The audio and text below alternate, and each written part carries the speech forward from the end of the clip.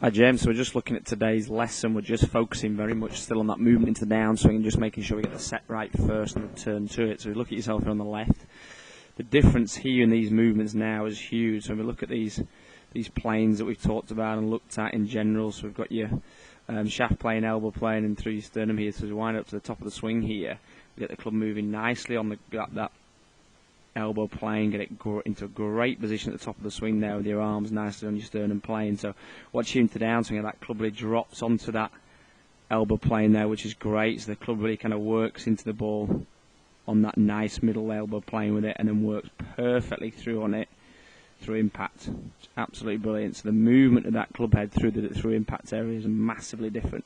Hugely different. So it really gets coming into the ball in the right place. Now the bad one now is potentially that in the downswing, your club just gets slightly above that elbow plane, so slightly comes across it in through that impact area. So we just talked about just getting that better set into the downswing. So as we look at ourselves here, we're just talking about that movement in terms of that feeling of your hips driving first and your arms dropping because of that. So we get that feeling of the drop and then the turn out the way. So we drop and then rotate.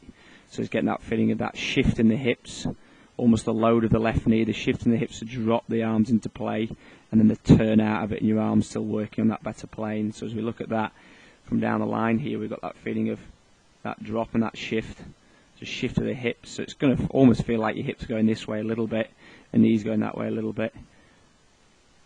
So we wind up, we shift and drop first, gets the club perfectly onto that path there, which works better into the ball and through it. Huge difference through impact.